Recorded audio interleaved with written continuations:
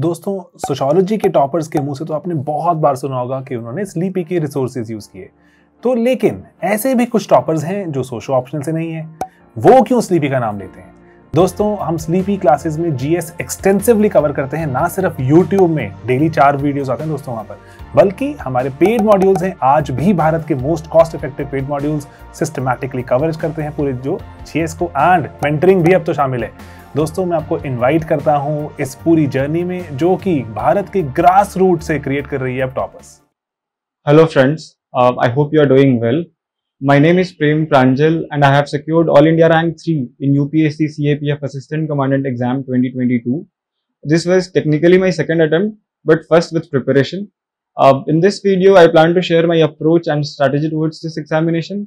और मुझे लगता है ये वीडियो उनके लिए और भी ज़्यादा बेनिफिशियल होगी जो सिविल सर्विसेज बैकग्राउंड से नहीं आ रहे हैं और स्पेशली इसी एग्जाम की तैयारी कर रहे हैं। अपने बारे में अगर मैं थोड़ी सी बात करूं तो I belong to a place called Danapur in Patna. I have done my schooling from Kendriya Vidyalaya from class 1st to 12th. उसके बाद मैंने ग्रेजुएशन NIT कुरुक्षेत्र से करी है प्रोडक्शन एंड इंडस्ट्रियल इंजीनियरिंग में, जहाँ पे मैंने बहुत सारी चीज़ें एक्सप्लोर करी इंक्लूडिंग रिसर्च एंड डेवलपमेंट। उसके बाद कैंपस प्लेसमेंट के थ्रू ही मेरी जॉब एक बाइक मैन्युफैक्चरिंग कंपनी में लग गई, जहाँ मैंने लगभग 6 महीने तक काम किया। उसके बाद I switch to consulting firm, जहाँ पे कोविड के दौरान वर्क फ्रॉम होम था तो मैं अपने घर ही आ गया और जहाँ मैंने लगभग 1 साल उस फर्म में काम किया। इसी दौरान आई रियलाइज कि I have a calling for uniform forces. लगभग 1 साल की सर्विस करने के बाद I finally decided to quit this corporate career and prepare full time for this examination. इसके पीछे मेरे सबसे बड़े मोटिवेशन मेरे मामा संजीव चौधरी थे, जो अभी भी CRPF में 2IC के पद पे कार्यरत है। अब इस पूरे दौरान मेरे लिए सबसे डिफिकल्ट ये था कि एक डिसेंट पेइंग जॉब को छोड़कर वापस स्टूडेंट मोड में आना और वापस से तैयारी शुरू करनी। But if you are passionate about something, आप उसके बारे में और उसको फॉलो करना चाहते हो, उसको परस्यू करना चाहते हो, तो this is how I got it to this examination. अगर मैं अपने प्रिपरेशन के फेजेस की बात करूं तो जब मैंने जनवरी 2022 में फाइनली प्रिपरेशन स्टार्ट किया था तो मेरे पास बहुत ही कम टाइम था। अगस्त में एग्जाम शेड्यूल था फर्स्ट वीक में और मेरे पास लगभग 7-8 महीने का ही टाइम था। तो मैंने ये डिसाइड किया कि मैं किसी कोचिंग की तरफ ना जाके अपने बुक्स पे हेविली रिलाई करूंगा और जो यूट्यूब और टेलीग्राम पे जो फ्री कंटेंट अवेलेबल है, जिसमें आज के टाइम पे तो बहुत सारे कंटेंट फ्रीली अवेलेबल है और आप उनको रेफर कर सकते हो, तो मैंने भी उनको ही रेफर करते हुए प्रिपरेशन करी। जब इनिशियली मैंने बहुत सारे प्रीवियस ईयर क्वेश्चंस को एनालाइज किया। मैंने इनफैक्ट एक अपने लिए एक फाइल बना ली थी जिसमें मैंने 2016 से लेकर 2021 तक के सारे एग्जाम्स का पेपर 1 और पेपर 2 दोनों के क्वेश्चन पेपर्स रख लिए थे और उनको मैं ऑलमोस्ट डेली एनालाइज करता था। ये समझने की कोशिश करता था कि इनमें क्या चेंजिंग पैटर्न्स हैं, क्या ट्रेंड्स हैं, एग्जैक्टली UPSC क्या पूछना चाहती है इन एग्जाम्स के थ्रू और कैसे इस स्कोर को मैक्सिमाइज किया जा सकता है। अब मैंने सब्जेक्ट वाइज डिवाइड कर लिया था। फॉर एग्जांपल मैंने देखा कि हिस्ट्री में हिस्ट्री की कॉम्प्लेक्सिटी क्वेश्चंस की बढ़ते जा रही है। मॉडर्न हिस्ट्री फिर भी डुएबल लग रहा था, but ancient and medieval history कुछ क्वेश्चंस बहुत रैंडम लगने लगे थे। तो मैंने डिसाइड किया कि जो इजी क्वेश्चंस हैं उनको तो आई मेक श्योर कि वहां मिस ना हो, और डिफिकल्ट क्वेश्चन में अगर नेगेटिव नहीं ले रहे हैं, न्यूट्रल भी रह रहे हैं, तो I thought it would be acceptable. Similarly I realise कि जो साइंस एंड टेक है और जो मैथमेटिक्स वाला पोर्शन है इस एग्जाम का, वो काफी लो हैंगिंग फ्रूट्स हैं और उनमें स्कोर करना बहुत जरूरी है अगर आप पेपर 1 में अच्छा स्कोर करना चाहते हो। Then again polity and geography जो सब्जेक्ट्स हैं वो भी काफी ऑब्जेक्टिव और स्कोरिंग है। अगर आप उनमें बेसिक सोर्सेज के थ्रू निकल जाते हो, अगर आप उसके कोर कमांड कर लेते हो, तो बहुत हद तक आप उनमें 70-80% एटलीस्ट स्कोर कर सकते हो उन क्वेश्चंस में। जहां तक पेपर 1 की इम्पोर्टेंस की बात है, तो हम सब देख रहे हैं कि पेपर 1 का इम्पोर्टेंस ईयर बाय ईयर बढ़ते ही जा रहा है। लास्ट के 2 ईयर्स में स्पेशली बहुत हाइक आया है। For example last year paper 1 का cut off was more than 138 and this time it is more than 135, जबकि पहले के टाइम पे cut off used to hover around 100। तो बहुत जरूरी है कि इस पेपर में हम अच्छा स्कोर करें और ज्यादा से ज्यादा लीड बनाने की कोशिश करें। एक सेफ स्कोर तो माना जा सकता है कि 150 प्लस, बट एक अच्छे रैंक के लिए 160 प्लस 170 प्लस स्कोर करना बेनिफिशियल हो सकता है। अगर हम पेपर 1 की बुक लिस्ट के बारे में बात करें तो मैं हिस्ट्री के लिए मैंने मॉडर्न हिस्ट्री के लिए मैंने बिपिन चंद्र पढ़ा था। उसके बाद एंशिएंट हिस्ट्री के लिए मैंने आर एस शर्मा, जो कि दोनों ओल्ड एनसीईआरटीज हैं, बिपिन चंद्र और आर एस शर्मा दोनों, मैंने वो पढ़ी थी। एंशिएंट हिस्ट्री के लिए मैंने सिर्फ क्लास 7th की एनसीईआरटी पढ़ी थी, और क्लास 12th के जो 3 थीम्स हैं उनमें से जो सेकंड पार्ट है वो एंशिएंट हिस्ट्री से रिलेटेड है, तो मैंने वो किया था। इसके अलावा मैंने एनसीईआरटी क्लास 6th और 8th की भी पढ़ी थी, नई एनसीईआरटी, और क्लास 12th की जो पार्ट 1 एंड पार्ट 3 है रिस्पेक्टिवली, वो एंशिएंट हिस्ट्री और मॉडर्न हिस्ट्री के लिए वो भी पढ़ा था। आर्ट एंड कल्चर के लिए मैंने थोड़ा सा सेलेक्टिवली नितिन सिंघानिया को रेफर किया था, बट इस एग्जाम में आर्ट एंड कल्चर का बहुत ज़्यादा रोल नहीं है, तो अगर आपके पास टाइम कम है तो आप उसको स्किप भी कर सकते हैं। ज्योग्राफी के लिए मैंने कम्प्लीटली एनसीईआरटी पे रिलाई किया था। क्लास 11th और 12th की एनसीईआरटी को मैंने बहुत हद तक मल्टीपल टाइम्स पढ़ा था, और क्लास 6th से लेकर 10th तक की एनसीईआरटी को भी मैंने लास्ट में एक बार पढ़ लिया था, ताकि कोई मेजर गैप ना रह जाए मेरी प्रिपरेशन में। इसके साथ साथ थोड़ा सा जिन जिन टॉपिक्स में मुझे थोड़ी प्रॉब्लम होती थी उनमें मैंने जीसी लियोंग को भी रेफर किया था, बट बहुत सेलेक्टिवली। पॉलिटी के लिए प्राइमरी सोर्स मेरा लक्ष्मीकांत था, बट मैंने कुछ प्रोमिनेंट आईएएस इंस्टीट्यूट के नोट्स को भी रेफर किया था इसके लिए। सिमिलरली सोसाइटी और गवर्नेंस जैसे टॉपिक्स के लिए मैंने एक तो आईएएस इंस्टीट्यूट के कुछ नोट्स रेफर किए थे, और गवर्नमेंट वेबसाइट जैसे पीआईबी को रेफर किया था। उसके बाद करंट अफेयर्स के लिए मैंने रियलाइज़ किया कि इस एग्ज़ाम में करंट अफेयर्स एक मिक्स है, सिविल सर्विसेज का भी और बाकी एग्ज़ाम जैसे सीडीएस का भी। तो सिविल सर्विसेज वाले करंट अफेयर्स के लिए मैं द हिंदू पढ़ता था, और उनमें से जनरली नोट्स ले लेता था जो मुझे लगता था कि ये पूछा जा सकता है ऑब्जेक्टिव में। और जो वन लाइनर्स है उनके लिए मैंने बैंकिंग एग्जाम्स के जो मैगजीन्स होते हैं उनको रेफर किया था। ये मुझे लगा कि ज़्यादा बेनिफिशियल है, क्योंकि कुछ क्वेश्चंस इन एग्जाम्स में ऐसे होते हैं जो आईएएस वाले मैगजीन्स में नहीं मिल पाते हैं। फॉर एग्जाम्पल मैंने नोटिस किया था कि जनरली यूपीएससी हर साल एक question day of the month पे पूछ रही है। फॉर एग्जाम्पल कि 5th ऑफ द नवंबर को कौन सा डे था। ऐसे क्वेश्चंस के लिए बैंकिंग एग्जाम्स के मैगजीन ज़्यादा बेनिफिशियल लगे मुझे। इसके बाद साइंस एंड टेक और मैथ्स के लिए मैंने अगेन बैंकिंग के जो क्वांट सेक्शन के जो बुक्स होते हैं या जो टेस्ट होते हैं मैंने थोड़े से वो प्रैक्टिस किए थे। जिनका थोड़ा सा मैथ्स में प्रॉब्लम आता है उनके लिए आई वुड सजेस्ट कि आप आर.एस. अग्रवाल के बुक्स रेफर कर सकते हैं, जिनमें थ्योरी और क्वेश्चंस दोनों अवेलेबल होते हैं। और जिनका ऑलरेडी मैथ्स थोड़ा सा अच्छा है वो सिर्फ प्रैक्टिस कर सकते हैं और इतना इंश्योर कर सकते हैं कि वो सिली मिस्टेक्स ना करें, वो उनके लिए आई थिंक इनफ होगा। साइंस के लिए मैंने क्लास 6th से लेकर 10th तक की एनसीईआरटी पूरी रेफर की थी एंड टू एंड, और 11th और 12th की मैंने फिजिक्स, केमिस्ट्री और बायो की बुक्स सेलेक्टिवली रेफर की थी based on my analysis of last year. जैसे आई रियलाइज कि उसमें ऑप्टिक्स, इलेक्ट्रोमैग्नेटिक वेव्स ऐसे जो चैप्टर्स हैं फिजिक्स में उनसे क्वेश्चंस आ रहे हैं, फोटो इलेक्ट्रिक इफेक्ट से क्वेश्चन आ रहे हैं, तो मैंने इन टॉपिक्स को बेसिक चीज़ें कवर कर ली थी। और केमिस्ट्री में अगेन जैसे एटॉमिक स्ट्रक्चर है उन जैसे सब्जेक्ट से क्वेश्चन आते हैं, तो अगेन पॉल्यूटेंट एक इंपॉर्टेंट सब्जेक्ट है जिससे क्वेश्चन आ रहे थे, तो मैंने उसको कवर किया था। बायो के लिए बायोलॉजी के बुक से मैंने बायोडाइवर्सिटी रिलेटेड टॉपिक्स कवर कर ली थी, और मुझे लगता है कि इनके साथ अगर आप सीडीएस के प्रीवियस ईयर क्वेश्चंस को पढ़ लें और उनको प्रैक्टिस कर लें, उनसे रिलेटेड टॉपिक्स को पढ़ लें, तो साइंस और मैथ्स काफ़ी स्कोरिंग हो सकता है।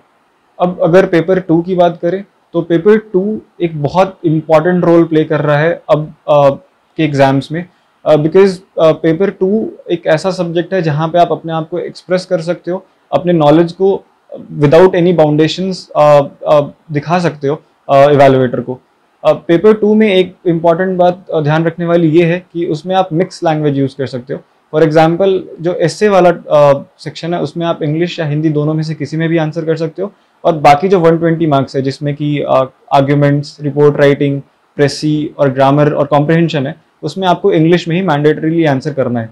तो ऐसे वाले सेक्शन यूपीएससी के जनरल स्टडीज़ पेपर जैसा है, जिसमें आप ज़्यादा से ज़्यादा उसको ब्रेड्थ कवर करेंगे और ज़्यादा डायमेंशंस कवर करेंगे, अच्छा एक इंट्रोडक्शन, बॉडी और कंक्लूजन फॉलो करेंगे, तो उससे मार्क्स मिलने की संभावना ज़्यादा रहती है।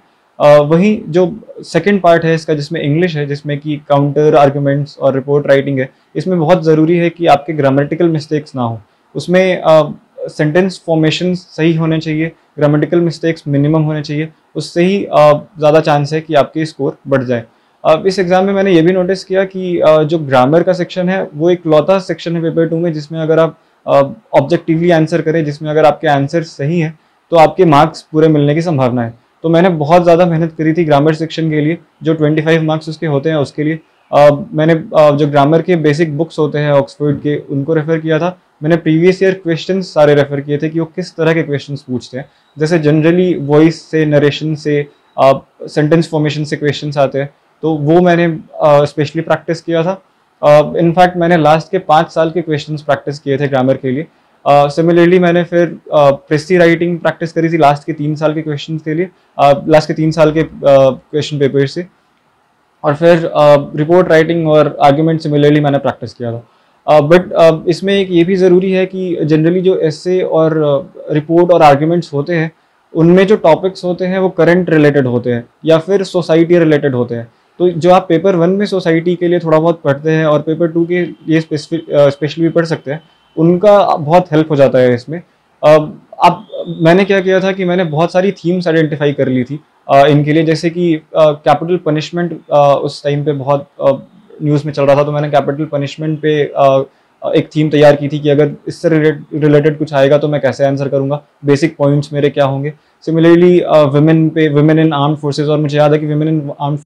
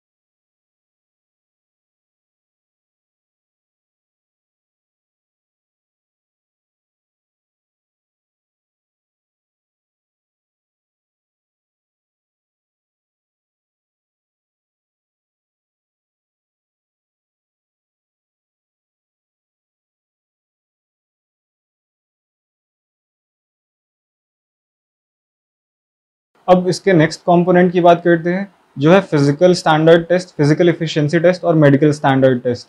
इसमें जैसे कि नाम है, इसके 3 कंपोनेंट्स हैं, जिसमें फिजिकल स्टैंडर्ड टेस्ट में आपके जो मिनिमम फिजिकल स्टैंडर्ड्स हैं वो सेटिस्फाई होनी चाहिए। फॉर एग्जाम्पल, मेल्स के लिए जो हाइट है वो 165 सेंटीमीटर है, फीमेल्स के लिए मिनिमम हाइट रिक्वायरमेंट 157 सेंटीमीटर है। सिमिलरली मेल्स के लिए देयर इज चेस्ट एक्सपेंशन और मिनिमम चेस्ट रिक्वायरमेंट, जो आप नोटिफिकेशन में से देख भी सकते हैं, और ये सिर्फ मेल्स के लिए एप्लीकेबल है। अगेन एक वेट रिक्वायरमेंट है जो आपके हाइट और एज के बेसिस पे है। यूपीएससी के नोटिफिकेशन के लास्ट पेज में जनरली ये चार्ट दिया रहता है, जिसमें आपके हाइट और एज के बेसिस पे एक वेट रेंज प्रोवाइड की जाती है, और ज़रूरी है कि आप उसी वेट रेंज में रहें। अब ये स्पेशली और क्रूशल हो जाता है अब से, क्योंकि 2022 और आई थिंक 2021 के बाद से ही अब क्या हो रहा है कि रिव्यू मेडिकल में ज़्यादा टाइम नहीं मिल पा रहा है। पहले जनरली 42 डेज का टाइम मिलता था अगर किसी का वेट ज़्यादा है तो उसको रिड्यूस करने के लिए, या किसी को माइनर प्रॉब्लम्स है उसको रेक्टिफाई करने के लिए। बट इस बार हमें सिर्फ 1 दिन का ही टाइम मिला था। जब हमारा मेडिकल स्टैंडर्ड टेस्ट हुआ उसके अगले दिन ही हमारा रिव्यू मेडिकल हो गया। तो इससे क्या प्रॉब्लम हुई कि अगर कोई ज़्यादा ओवरवेट थे तो उनको टाइम नहीं मिल पाया वेट रिड्यूस करने के लिए, और उनको रिजेक्ट कर दिया गया उस प्रोसेस से। अब जो फिजिकल एफिशिएंसी टेस्ट है उसमें 4 कंपोनेंट्स होते हैं मेल्स के लिए और 3 कंपोनेंट होते हैं फीमेल्स के लिए। जो 4 कंपोनेंट मेल्स के लिए उनमें 100 मीटर रन है जो 16 सेकंड्स में करना होता है, फीमेल्स के लिए सिमिलरली वो 18 सेकंड्स में करना होता है। देन 800 मीटर रन है जो मेल्स के लिए 3 मिनट 45 सेकंड में करना होता है, फीमेल्स के लिए वो 4 मिनट 45 सेकंड्स में करना होता है। एंड देन लॉन्ग जंप है जो मेल्स के लिए मिनिमम रिक्वायरमेंट 3.5 मीटर है और फीमेल्स के लिए वो 3 मीटर्स है। देन अगेन एक और कंपोनेंट है जो सिर्फ मेल्स के लिए, जो शॉर्ट पुट है जिसमें आपको मिनिमम 4.5 मीटर थ्रो करना होता है। इस बार से आई बिलीव ये चेंज किया है यूपीएससी ने कि इसमें अब 3 अटेम्प्ट्स दे रहे हैं शॉर्ट पुट में, जो पहले एक ही अटेम्प्ट होता था। तो ये एक फ़ायदेमंद चीज़ है एस्पिरेंट्स के लिए। अगेन इसमें ज़रूरी है कि आप बहुत अच्छे से प्रिपेयर करें, बिकॉज जनरली होता क्या है कि जब हम यूपीएससी सिविल सर्विसेज या सीएपीएफ ऐसे एग्जाम्स में जब प्रिपरेशन मोड में आते हैं तो हम अपने फिजिकल फिटनेस, फिजिकल हेल्थ को साइड कर देते हैं और जनरली वेट गेन कर लेते हैं और बिल्कुल ही एक्टिव लाइफ से हट जाते हैं। मेरे साथ सिमिलर केस हुआ था जब मैं अपने कॉर्पोरेट में, जब कोविड के टाइम पे मैं कॉर्पोरेट वर्क फ्रॉम होम में आया, उस टाइम पे मैंने बहुत ज़्यादा वेट गेन कर लिया था। मैं 100 किलो से भी ऊपर हो गया था और जो मेरे हाइट वेट चार्ट है उसके बेसिस पे मेरा वेट 70 किलोग्राम से होना चाहिए था।